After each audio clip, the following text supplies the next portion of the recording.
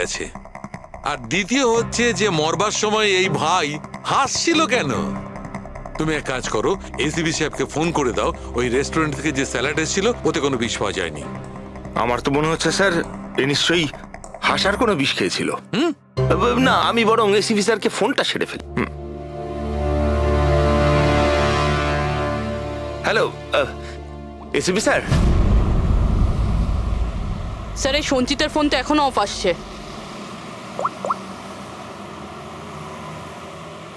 Of রয়েছে sir. কোনো ব্যাপার না, এমনিতেই আমরা ওর বাড়িতে পৌঁছেই গেছি।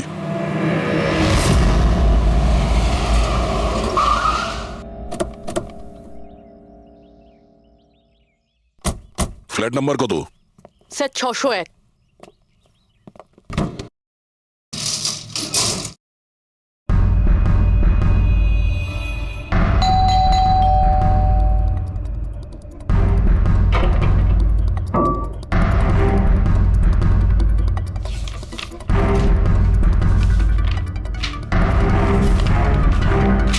মনে হচ্ছে অনেকদিন ধরেও এখানে আসেনি।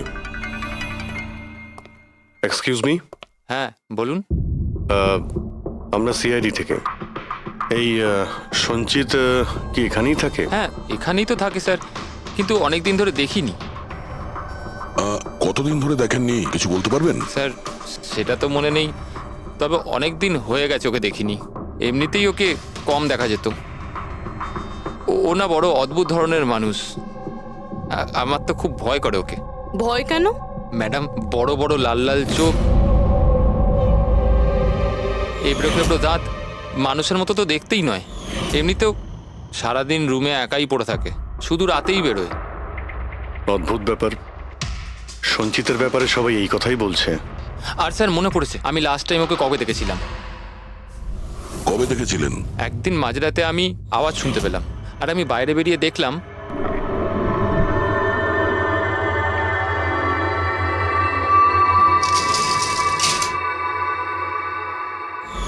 ব্যাস। ওই দিন থেকে আর স্যার দেখিনি। ওকে, থ্যাংক ইউ ভেরি মাচ। বড় একটা সুটকেস নিয়ে এখান থেকে বেরিয়ে গেছে। ওই বিজয়কে খুন করেছে আর তারপরে শহর ছেড়ে পালিয়ে গেছে। স্যার ওর ঘরে ঢুকে দেখি, যদি কিছু পেয়ে যাই। চাবি তো নেই। চলো ভাই দয়া, তোমার কাজ শুরু করে দাও।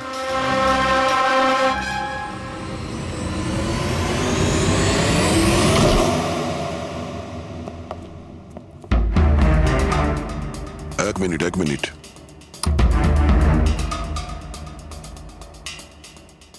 বাড়ির কি অবস্থা করে রেখেছে। বাড়ির দরজা জানলাও সব বন্ধ। মনে হচ্ছে অনেকদিন ধরে কেউ এখানে আসেনি। স্যার এই দেখুন, এটা মনে হচ্ছে সঞ্চিতের ফটোগ্রাফ। এটা সত্যি সত্যি আজব দেখতে। এই কেসে সবকিছু অদ্ভুতই হচ্ছে। যে লাশটা পেলাম তার মুখে হাসি ছিল, আর যাকে খুনি মনে হচ্ছিল সে এরকম বেরিয়েছে। কি হয়েছে, হাসছো কেন? স্যার আমি এটা ভাবছি, যদি এখানে পঙ্কজ থাকতো তাহলে ও কি ভাবতো। আবার বলতো ভূত আছে, আত্মা আছে, ওর তো মাথায় এই সব কিছুই চলে।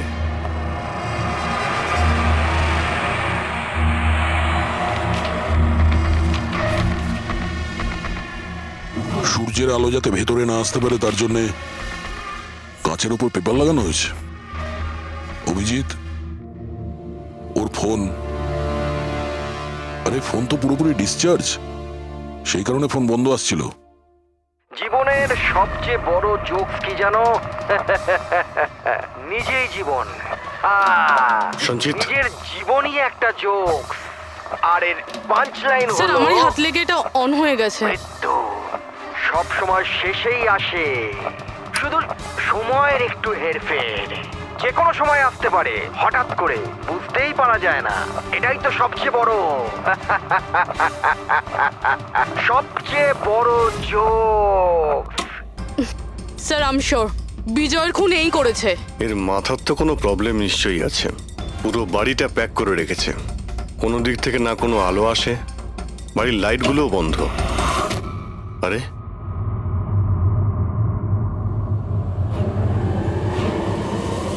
এই দেখতে পাচ্ছ,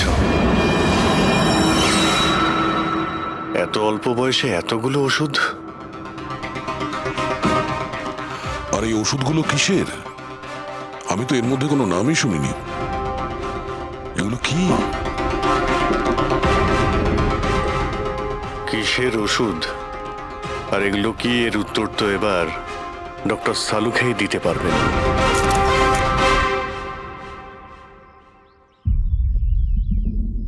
হ্যালো অভিজিৎ, এক কাজ করো, এই লোকটার কিচেনে যাও আর কিচেনে গিয়ে ওর ফ্রিজটা চেক করো। কিচেনের মধ্যে গিয়ে ফ্রিজ দেখবো?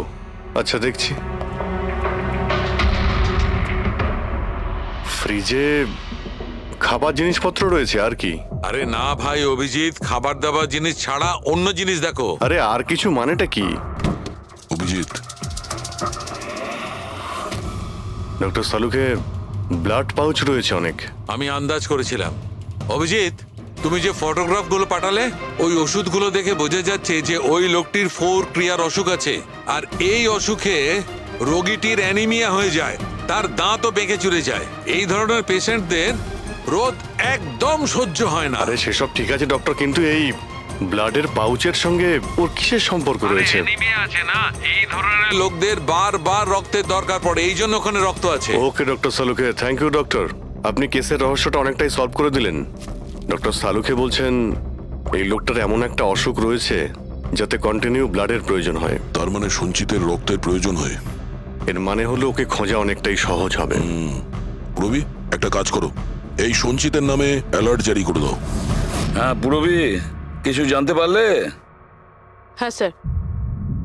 স্যার, নবী মুম্বাইয়ের শঙ্কর হসপিটালের একজন লেডি ডাক্তারের সাথে কথা হলো। উনি বলছেন যে 2 দিন আগে 1 ডজন ব্লাড পাউচেস গায়েব হয়ে গেছে। ব্লাড পাউচ উধাও হয়ে গেছে? হ্যাঁ sir, B positive blood group ছিল। B positive? সঞ্চিতের ব্লাড গ্রুপ তো বি পজিটিভ স্যার। তার মানে ওই হবে। হসপিটালে গিয়ে খোঁজ নিতে হবে, কোনো না কোনো প্রমাণ তো নিশ্চয়ই ফেলে গেছে।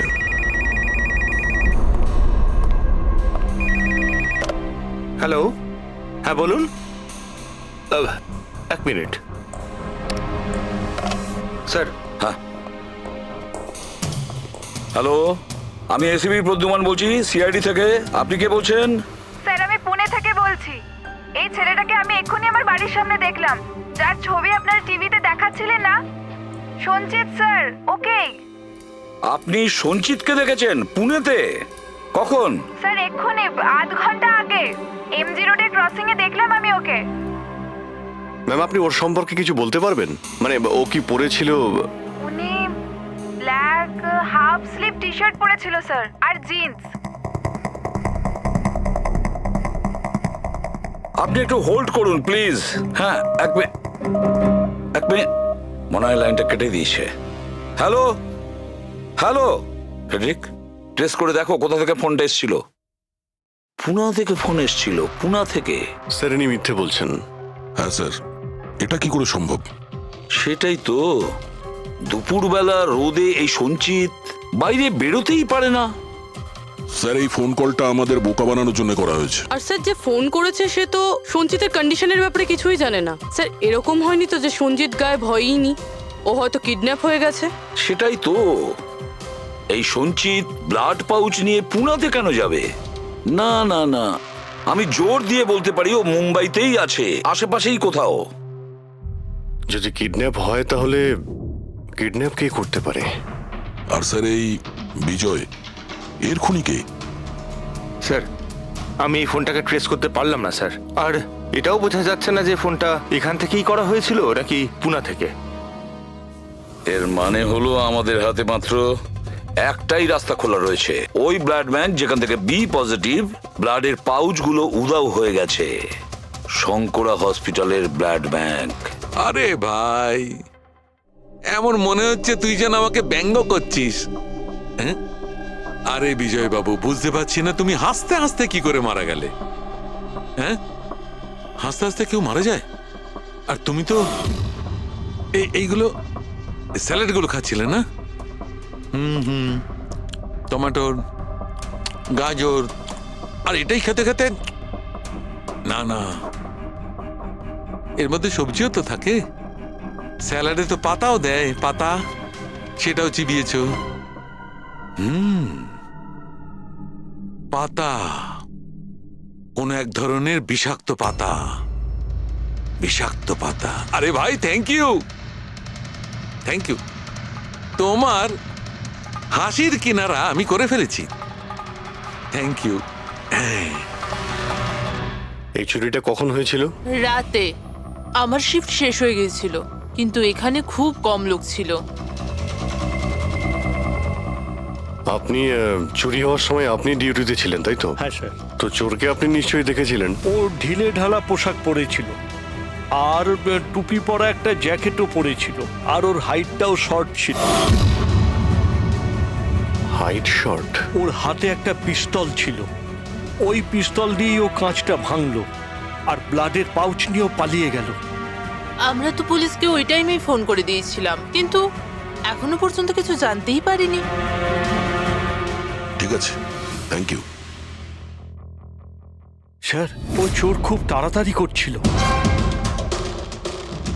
তার মানে? মনে হচ্ছিল রক্তের খুব প্রয়োজন। তাড়াহুড়ো করে ব্লাড পাউচ নিল আর পালিয়ে গেল।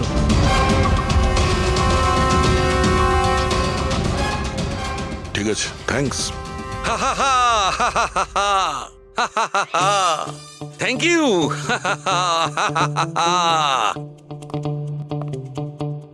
কি হলো তোমার? হ্যাঁ, শুধু হেসেই যাচ্ছ।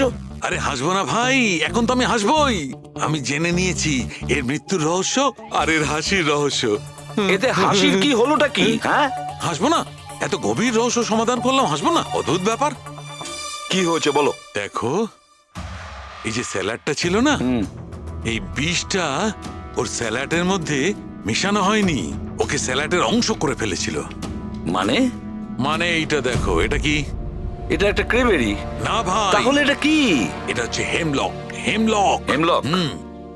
হেমলক মানে কেউ খুব সহজেই এই হেমলককে বিজয়ের স্যালাডে মিশিয়ে দেয়, আর বিজয় মনে করলো এটা স্যালাড, আর ও খেয়ে নিয়েছে, আর ওর পেটে বিষ চলে যায়। একদম ঠিক বস। এইটা খাবার পর মানুষ মৃত্যুর সময় এইরকমই হাসে, ঠিক এইরকম। তুমি আবার এই হেমলকটা খাওনি তো? হ্যাঁ? না মানে আমি বলতে চাইছি, তুমি তো হেসেই যাচ্ছিলে, ওই জন্য জিজ্ঞেস করলাম। আচ্ছা ঠিক আছে, এর পরের গুলো তো বলো। হ্যাঁ, পরের কথা হচ্ছে এই চারা গাছ সহজে চাষ করা যায় না। মানে? মানে এটা বিশেষ পরিবেশেই চাষ করা সম্ভব, মানে গ্রিন হাউস। গ্রিন হাউসে চাষ করা হয়? Green house? কি ভাই, কেমন করলাম? দারুণ কাজ করেছি আমি, দারুণ। একটা কাজ করো সালুখে, হেমলক খাও আর হাসতে থাকো। অল্প করে খেয়েও, না হলে প্রাণটা চলে যাবে। Thank you very much. আরে ভাই, তুমি একটু শেখো, তুমি কারুর থেকে একটু হাসতে শেখো। সব ব্যাপারে কিপটেমো।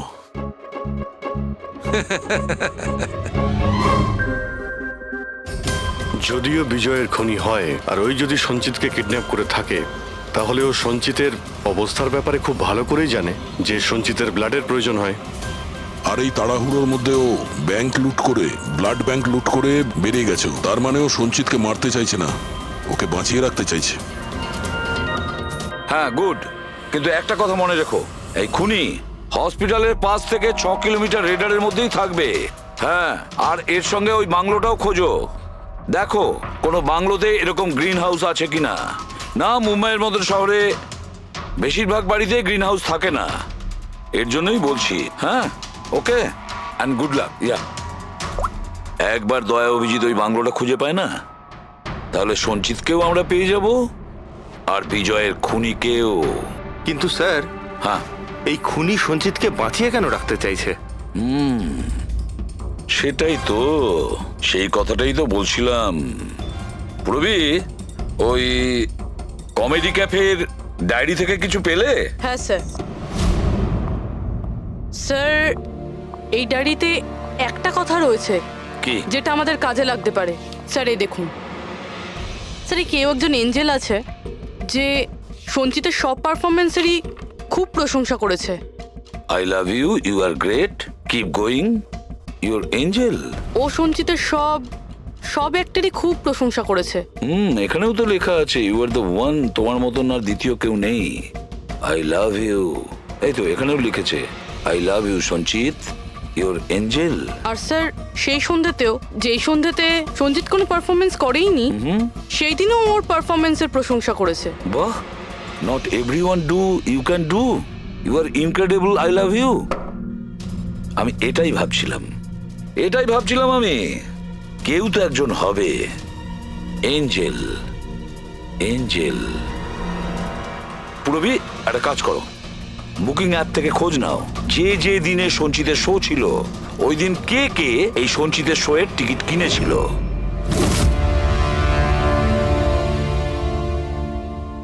স্যার এটা দেখুন, কেউ একজন প্রিয়া আছে যে প্রত্যেক দিনের টিকিট বুক করেছে যেদিন যেদিন পারফরমেন্স ছিল। প্রিয়া, প্রিয়া, এঞ্জেল, প্রিয়া। এই প্রিয়ার অ্যাড্রেসটা কি? অ্যাড্রেস? স্যার ওর অ্যাড্রেস তো এখানে। কি হলো? স্যার, স্যার ওর অ্যাড্রেস কোথা যেন পড়েছি।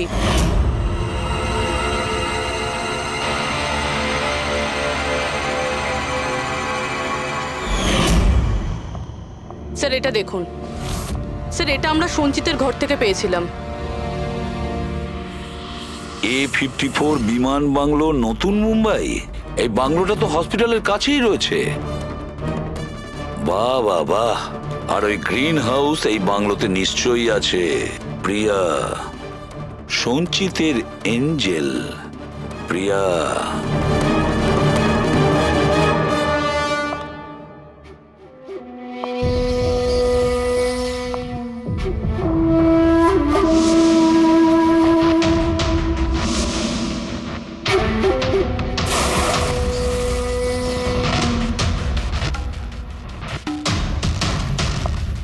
আমাকে প্লিজ প্লিজ প্লিজ আমাকে যেতে দাও। কোথায় যাবে? হ্যাঁ, এটা তো তোমারই বাড়ি, তাই না? আমাদের বাড়ি। আর আর তুমি তো জানোই, তাই না, আমি তোমায় কত ভালোবাসি। দেখো দেখো, আমি প্রমিস করছি পুলিশের কাছে আমি যাব না, আমাকে যেতে মিথ্যে? দাও। মিথ্যে বলছো? মিথ্যে বলছো? পুলিশের কাছেই তো গিয়েছিলে, তাই জন্যই তো এই হাল করতে হলো তোমার।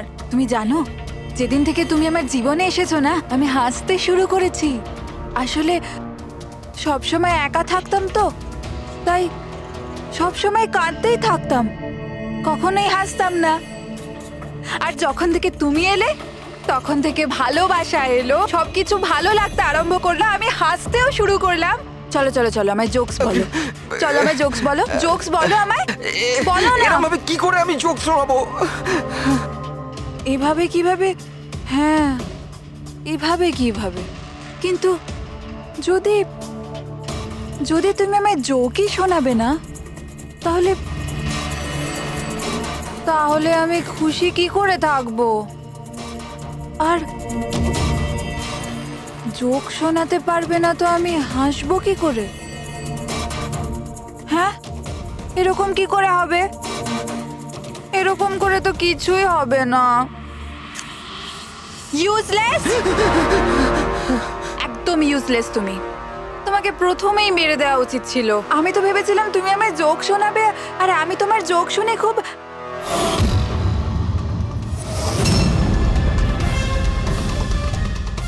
হাট!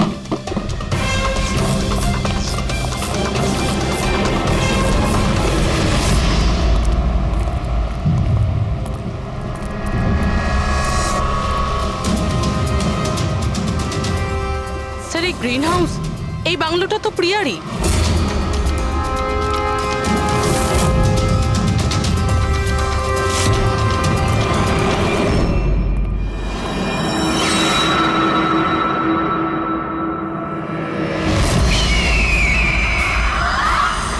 সঞ্জিত, তুমি এটা দেখে ভয় পেয়ে গেলে না? এটা তোমার জন্য নয়, এটা অন্য লোকেদের ভয় পাওয়ানোর জন্য।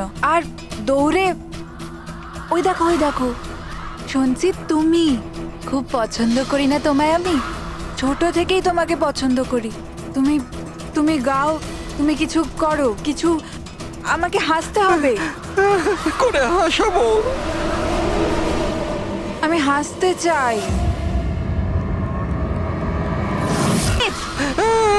বলো না, বলো না, বলো এখানে কিছু কিছু বলো।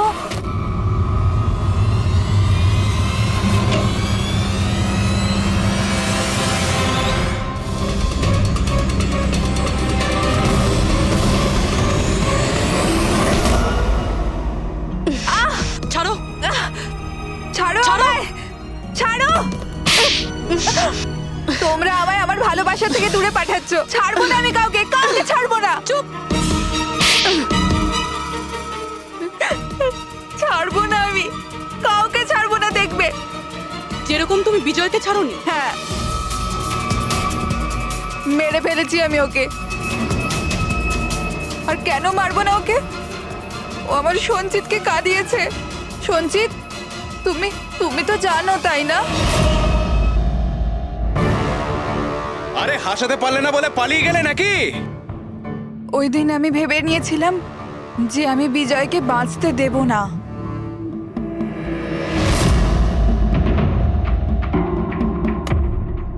ফ্রেশ আছে তো?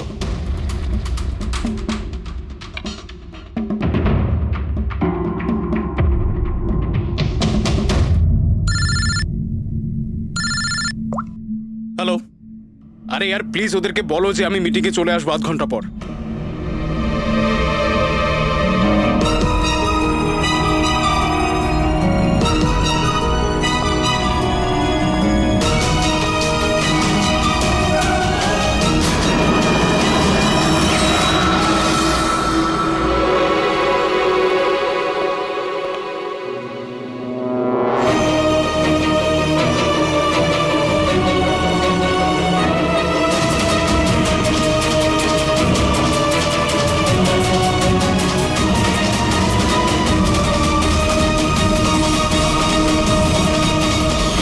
তুমি তুমি তো জানো, তাই না?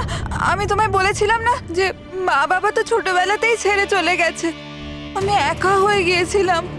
আমি তো কোনো দিন হাসতাম না সঞ্জিতের জন্য। ওর জোকস আছে না, ওর জোকস আমাকে হাসায়। আমি তো ওর জন্যই বেঁচে আছি। আর ও ওই বিজয় সঞ্জিতকে অপমান করেছিল। তো তুমি ওকে খুন করে দেবে? হ্যাঁ, বুঝতে পারছো না? তুমি একজনকে খুন করেছো আর সঞ্চিতকে কিডন্যাপ করেছো। স্যার আমার কাছেও এসেছিল। আর আর স্যার যখন আমাকে বলল আমি ভয় পেয়ে গেছিলাম স্যার। আমি পুলিশকে ফোন করার চেষ্টাও করেছিলাম স্যার। আর তখন কিছু দিয়ে আমার মাথায় মারলো।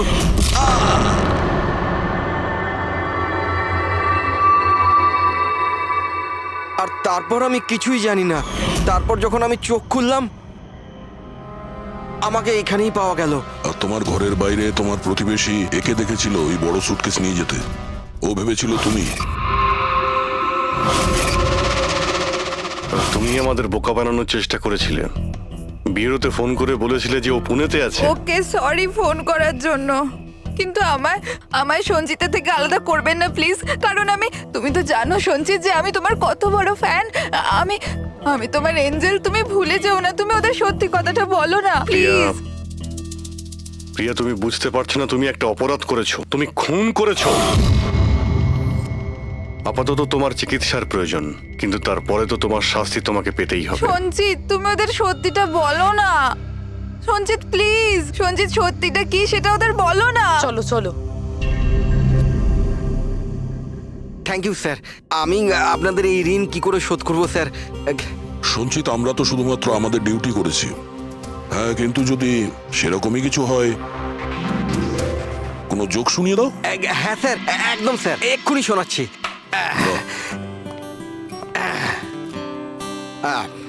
দয়া স্যার মারলো থাপ্পড়, খুনি পড়লো নিচে। বুঝতেই তো পারছেন স্যার কি কষ্ট। দয়া স্যার মারলো থাপ্পড়, খুনি পড়লো নিচে। আর অভিজিৎ স্যার বলল এবার তোমায় যেতে হবে জেলের একেবারে ভিতরে। বাহ বাহ বাহ। বাহ বাহ বাহ বাহ বাহ। Thank you thank you thank you. Miss করবো ট্রেন। আরে আমি পৌঁছে যাব ঠিক, রিল্যাক্স। নিশ্চয়ই বাবা। আরে আজ আমার মেয়ের এত বড় একটা ফাংশন। আমার মেয়ে পুরস্কার পেতে চলেছে। আমি দেরি করে কি করে পৌঁছতে পারি? আমি পৌঁছে যাব। আমি ঠিক সময়ের আগেই পৌঁছে যাব। আচ্ছা মা কোথায়? আচ্ছা শোনো, কেউ এসেছে, আমি স্টেশনে পৌঁছেই ফোন করছি, কেমন? আচ্ছা, খুব তাড়াতাড়ি দেখা হচ্ছে বাবা। এই সময় আবার কে এলো?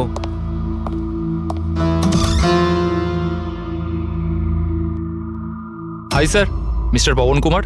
হ্যাঁ স্যার, আপনার নামে একটা পার্সেল আছে। পার্সেল? হ্যাঁ স্যার। কিন্তু আমি তো কিছু অর্ডার দিইনি। স্যার, নামটা আপনার আর অ্যাড্রেসটাও এটাই স্যার। দেখি। Sir, signature. Thank you sir. Thank you. জানি না কে কে পাঠিয়েছে এটা।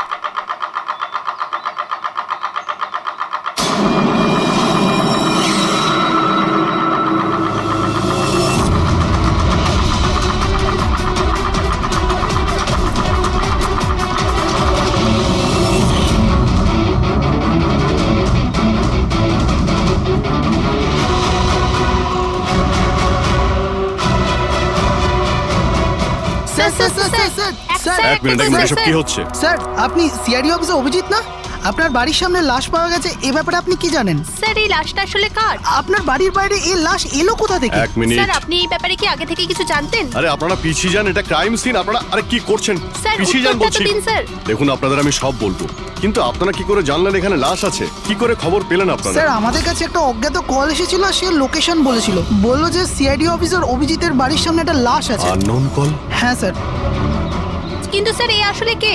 স্যার, কিছু প্লিজ তো আপনাদের বলুন আমি স্যার। সব বলবো, please. Hello SP sir. Sir, আমার বাড়ির বাইরে একটা লাশ পাওয়া গেছে। বস, ওই লোকটির মৃত্যু মাথায় আঘাতের কারণে হয়েছে। রক্ত অনেকটা বেরিয়েছে, কিন্তু লাশটা বেশি পুরনো নয়। তার মানে ওর মৃত্যু কিছুক্ষণ আগেই হয়েছে? হ্যাঁ দা, সকাল 7টা থেকে 10টার মধ্যে। কিন্তু যে জায়গা থেকে লাশটা পাওয়া গেছে বস, ওখানে একটুও রক্ত পাওয়া যায়নি। মানে খুনটা হয়েছে অন্য কোনো জায়গায়, আর লাশটা তোমার বাড়ির সামনে ছেড়ে দিয়ে যায়। ওকে কিছু জানতে পারলে? স্যার, এর নাম পবন। এ একটা হাইফাই হোটেলের বারটেন্ডার ছিল। এর স্ত্রী এবং বাচ্চা নাগপুরে থাকে। ওরও আজকে ওখানেই যাবার কথা ছিল স্যার। ওর মেয়ে আজকে অ্যাওয়ার্ড পেত বেস্ট স্টুডেন্ট পারফরমেন্সের জন্য। এই খবরটা শুনে ওরা খুবই শক। ওর স্ত্রী আর মেয়ে ও দুজনেই। মনে হচ্ছে এই খুনটা বদলা নেওয়ার জন্য করা হয়েছে।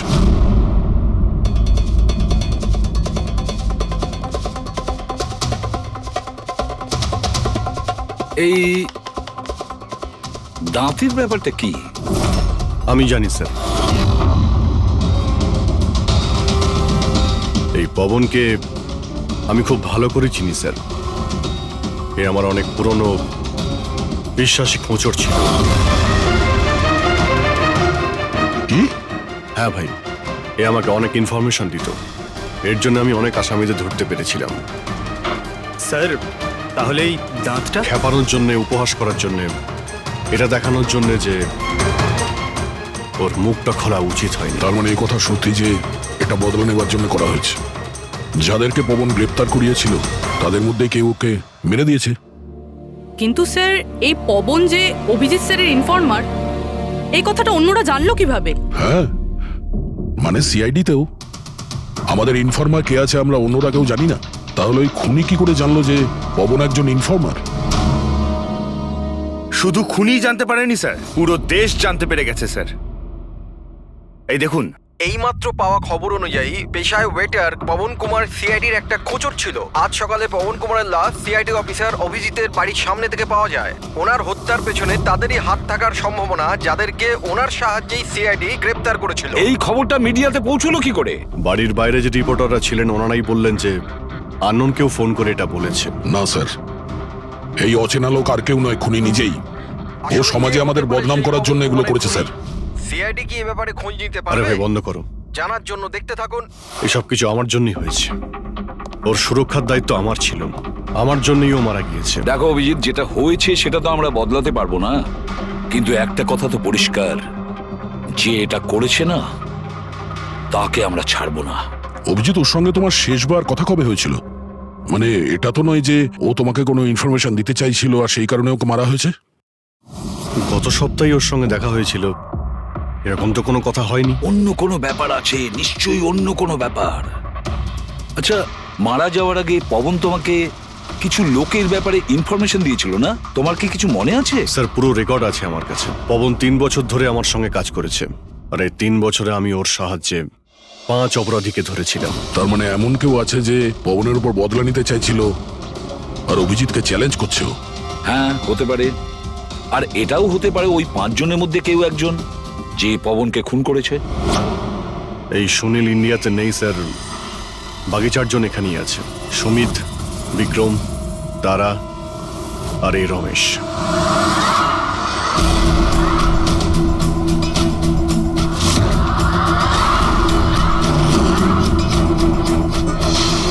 হ্যালো স্যার, আমার নাম অজয়। বলুন স্যার, আপনারা কি খাবেন? রমেশ, নামটা কবে বদলালি? স্যার, ওদিকে গিয়ে কথা বলি প্লিজ। চল। ড্রাগসের কেসে জেল হয়েছিল না? জেল থেকে কবে বেরিয়েছিস? হ্যাঁ স্যার, আমি দিব্যি খেয়ে বলছি স্যার, আমি ওসব কাজ ছেড়ে দিয়েছি। এখন আমি ওসব উল্টোপাল্টা কাজ করি না, সত্যি। আচ্ছা, তাহলে তুমি ওকে মারলে কেন? ওকে? ওকে কাকে স্যার? আমি তো কাউকে মারিনি। পবনকে? ওই তোকে জেলে পাঠিয়েছিল না, তাই ওকে মেরে দিয়েছিস? না স্যার, আমি ওকে মারিনি। আমি তো কয়েক মাস আগে জেল থেকে ছাড়া পেয়েছি। আমি আর এমন কোনো কাজ করতে চাই না যাতে আমাকে আবার জেলে যেতে হয়। স্যার, আমি অনেক কষ্ট করে চাকরি পেয়েছি। যদি বস আমার এই ক্রিমিনাল রেকর্ডের ব্যাপারে জানতে পেরে যায় না, তাহলে আমাকে চাকরি থেকে বার করে দেবে। Please sir. তাহলে তুমি একে মারোনি? না স্যার। আজ সকাল 7টা থেকে 10টার মধ্যে কোথায় ছিলি তুই? এখানেই স্যার, আমার আজ সকালের ডিউটি ছিল। সত্যি বলছিস? সত্যি স্যার, আপনি চাইলে স্টাফদের জিজ্ঞাসা করুন, আমি কাউকে মারিনি। আপনি ভুল লোককে সন্দেহ করছেন স্যার। ঠিক আছে, তোর কথায় বিশ্বাস করছি, কিন্তু মনে রাখবি তোর উপরে আমাদের নজর থাকবে।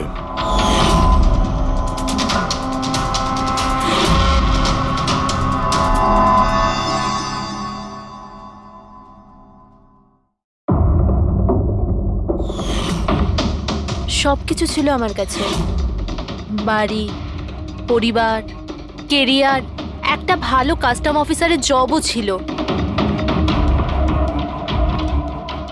সব কিছু শেষ হয়ে গেল। শেষ হয়ে যায়নি, তুমি নিজেই নিজের হাতে সবকিছু শেষ করেছো। যদি তুমি তোমার চাকরির সুযোগ না নিয়ে স্মাগলারদের সাহায্য না করতে, তাহলে তোমার সাথে এইসব হতো না। কোনো শখ ছিল না আমার এসব করার, আর কিছু অপশন ছিল না আমার কাছে। বাবার শরীর ঠিক ছিল না, টাকার দরকারও ছিল, আর সেই সময় আমি এই অফারটা পেলাম, তো আমি কি করতাম? আপনি প্লিজ বসে যান। কিন্তু দেখুন না, বাবার অসুখ নয়, আমার দুশ্চিন্তাই বাবার প্রাণ নিয়ে নিল। ফ্যামিলির লোকেরাও আমাকে দোষী বানিয়ে আমার সাথে সব সম্পর্ক শেষ করে দিল। আর কিচ্ছু বেঁচে নেই, না তো আমার নিজের কেউ আছে, না তো আমার কাছে কোনো টাকা আছে। তো আমি কি করে আপনার ইনফরমারকে মারতে পারি? আর এমনিতেও আমি আগে থাকতেই আমার একটা দোষের শাস্তি পাচ্ছি, আর অন্য কোনো দোষ করতে চাই না আমি। দেখুন, আপনি প্লিজ আমাকে বিশ্বাস করুন, আমার এটায় কোনো হাত নেই। পবনের খুন তুমি করিয়েছো না? এখন তুমি নিজে বলবে না আমরা বলাবো? কে পবন যে খবর দেয়? আমি তো তোমাদেরকে খুব চালাক মনে করতাম। দেখতে পাচ্ছ তো আমার অবস্থা, আমি এখানে জেলে আছি, তবুও আমায় জিজ্ঞাসা করছো? এই টুপি তুমি অন্য কাউকে পরাবে, বুঝেছো? তোমার অবৈধ কার্যকলাপে তুমি যত টাকা কামিয়েছো, তাই দিয়ে জেলের বাইরে তুমি কি কি করতে পারো আমরা সব জানি। বল, পবনের সুপারি কাকে দিয়েছিলি? কে কথা বলছো তুমি? মনে হচ্ছে আজকাল সিনেমাটা একটু বেশি দেখো। আমার অবস্থা দেখছো তো এখানে, না আমার কাছে ফোন আছে, না আমার সাথে কেউ দেখা করতে আসে। তাহলে কি করে আমি কারোর সুপারি দেব? আমায় সম্মান দেওয়ার জন্যে ধন্যবাদ। তোমাদের কি মনে যে আমি এত বড় গ্যাংস্টার যে ভেতরে বসে বসেই বাইরে যে কাউকে মারতে পারি? তাহলে তার জন্যও থ্যাংক ইউ। তোমার এগুলো মজা মনে হচ্ছে, হ্যাঁ? এতে তোমার হাত আছে কি না সেটা তো আমরা জেনেই যাব, কিন্তু এতে যদি তোমার হাত থাকে তাহলে এখন এই যে তোমার অবস্থা আছে না, এর থেকেও খারাপ অবস্থা করে দেবো তোমার। দেখো, ওই পবন মালটাকে কিন্তু আমি মারাইনি, কিন্তু হ্যাঁ, যে কেউ এই কাজটা করুক, কাজটা ভালো হয়েছে। আর ও এখানেই থামবে না, এক এক করে সবাইকে মারবে, আর তুমি দেখতেই থাকবে। হ্যালো, আরে বাবু, আমি বুঝতে পেরেছি তুমি পবনের খবর শুনে ভয় পেয়েছো। তুমি চিন্তা একদম করো না। আরে খবরের লোকেরা বাড়ি চড়িয়ে বলে, আর তাছাড়াও আমার ব্যাপারে শুধু দুজনেই জানে, তুমি আর অভিজিৎ স্যার। তৃতীয় আর কেউ জানেই না যে আমি অভিজিৎ স্যারের খোঁচর। আমি দেখা করবো তো ওনার সাথে কাল। হ্যাঁ, আর একটা নতুন খবরও পেয়েছি। আরে তুমি একটুও চিন্তা করো না, আমি তাড়াতাড়ি দেখা করছি তোমার সাথে, ঠিক আছে? ওকে, বাই।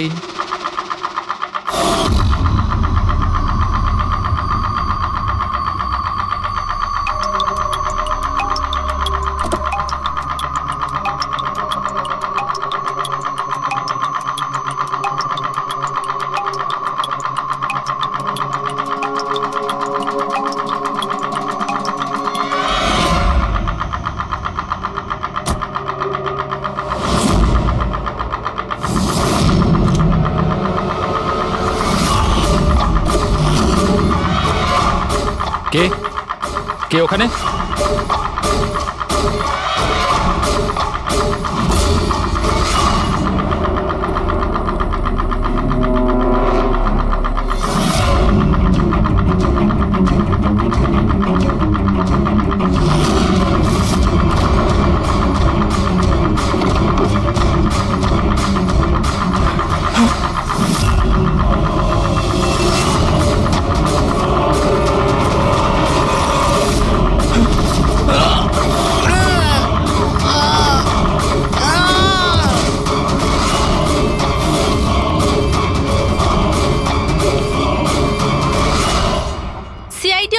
অভিজিতের আর একজন ইনফরমারের মৃত্যু হয়ে গেছে। আসলে ইনি কে যিনি এক এক করে সিআইডি অফিসার অভিজিতের সব ইনফরমারকে মারছেন? আসলে এর পেছনের রহস্যটা কি?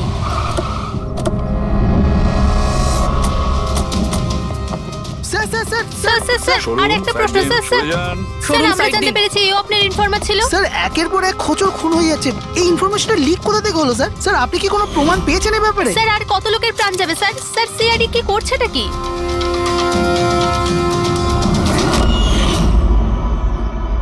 গলা টিপে মারা হয়েছে একে।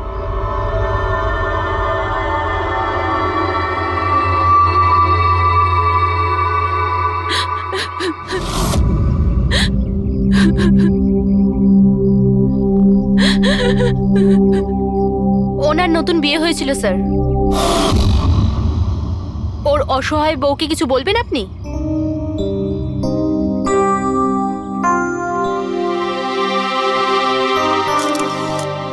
তাহলে আপনি হলেন সেই অভিজিৎ, আমার অজিতের অভিজিৎ স্যার।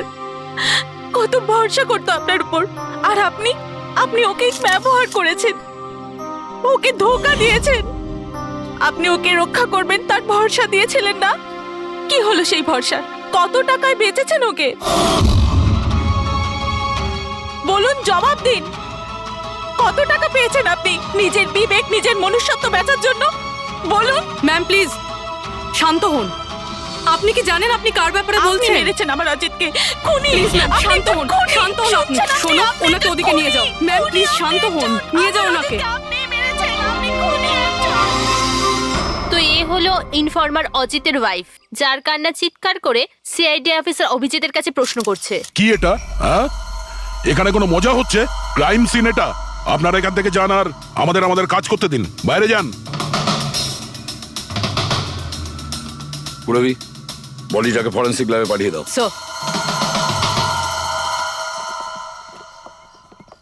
ওরা ঠিকই বলছে, আমার জন্যই দুজন মারা গেল। এটা তুমি কি বলছো অভিজিৎ? তুমি কিচ্ছু করোনি। কি করেছো তুমি? স্যার আমি তো কিছুই করতে পারলাম না। এরা দুজনে আমার ইনফরমার ছিল, তাই সুরক্ষার দায়িত্ব আমার ছিল, কিন্তু আমি ফেল করলাম স্যার। জানি না কেউ কিভাবে এদের ব্যাপারে জানতে পারলো। এটাই তো জানতে হবে অভিজিৎ। এই যে দুজনের মৃত্যু হয়েছে, এরা দুজনে তোমার ইনফরমার ছিল, আর এটা তো কোনো কাকতালীয় হতে পারে না। কোথা থেকে তো এই ইনফরমেশনটা লিক হয়েছে? হ্যাঁ, কিন্তু কোথা থেকে? এরা দুজন একে অপরকে চিনতও না স্যার। এদের ব্যাপারে যদি কেউ জানতো সেটা হচ্ছে আমি ছাড়া আর কেউ জানতো না এদের ব্যাপারে। হ্যাঁ, এরপরে খুনি জানতে পেরে গেছে। কিন্তু খুনি জানতে পারলো কিভাবে?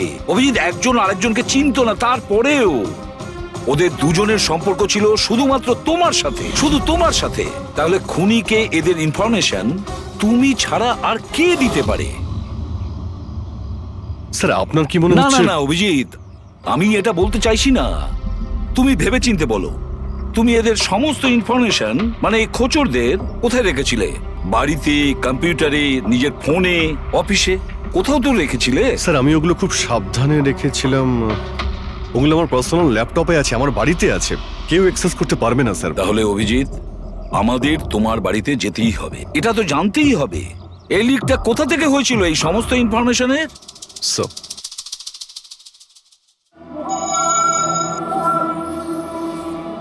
মনে হচ্ছে তোমার অনুপস্থিতিতে কেউ তো এখানে এসেছিল আর তোমার ল্যাপটপ থেকে ডেটা চুরি করে নিয়েছে। আর আজকাল এই পাসওয়ার্ড ক্র্যাক করতে কত সময় লাগে? আরে ভাই, পাসওয়ার্ডের তো ব্যাপারে না, এখানে ফিঙ্গারপ্রিন্ট স্ক্যানার আছে, এই ফেস রিকগনিশন ডিভাইস। আমি ছাড়াই ল্যাপটপ কেউ খুলতেই পারবে না। কিন্তু স্যার কম্পিউটার থেকে ডেটা চুরি করার জন্য এখানে আসার কি দরকার? কম্পিউটারটাকে তো হ্যাকও করা যেতে পারে। হ্যাঁ হতে পারে, কিন্তু এই ল্যাপটপ থেকে নয়, কারণ এতে ইন্টারনেট কানেকশনই নেই। তাহলে এখান থেকে ইনফরমেশন বাইরে গেল কি করে? স্যার চেক করা যাক।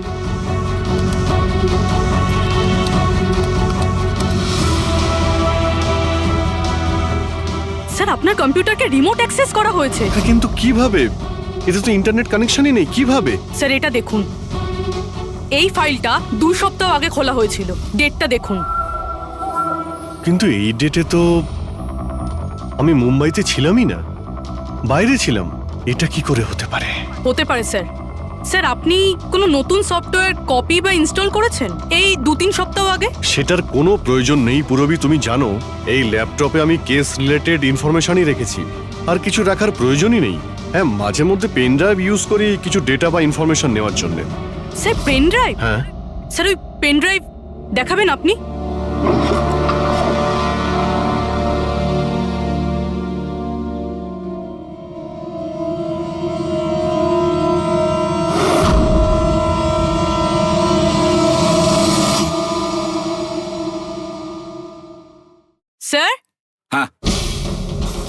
স্যার জানতে পেরে গেছি আসলে কি হয়েছিলটা কি।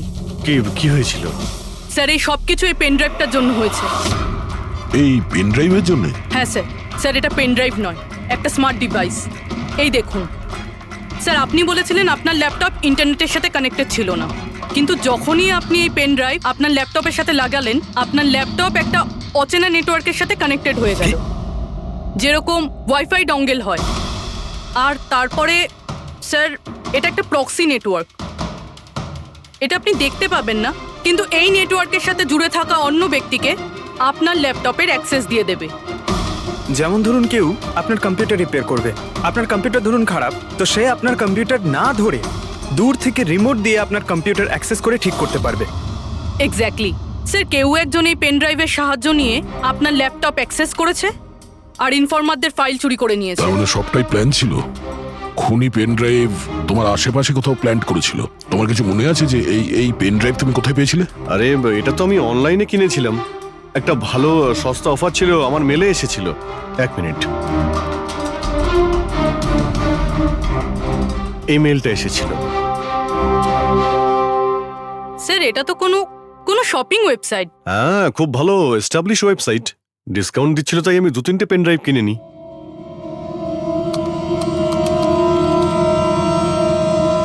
স্যার এই ওয়েবসাইটটা তো কপি, কিছু কিছু কোড আলাদা আছে, কেউ যদি একবার দেখে তো বুঝতে পারবে না। স্যার এইসব ওয়েবসাইট থেকেই হ্যাকাররা অন্যদের অ্যাকাউন্ট থেকে টাকা চুরি করে। স্যার অনেক কম্পিউটার এক্সপার্টেরা এইরকম সাইবার ক্রাইমের সাথে যুক্ত। তার মানে আমার যে মেলটা আসে তাতে আমি সেই লিংকে ক্লিক করি আর তখন আমি নকল ওয়েবসাইটে চলে যাই। হ্যাঁ স্যার। এইভাবেই এই পেন ড্রাইভ প্ল্যান করা হয়েছিল। এই ব্যাপারটা যতটা সহজ মনে করছো ততটা নয়, অনেক জটিল ব্যাপার এটা। অভিজিৎ, তোমার কম্পিউটার থেকে এটা যেই করছে না, ও ইনফরমারের পুরো ডিটেলসটাই বের করে নিতে পারে আর তাদের সাথে ও অনেক কিছুই করতে পারে। খুব বড় ভুল করেছি।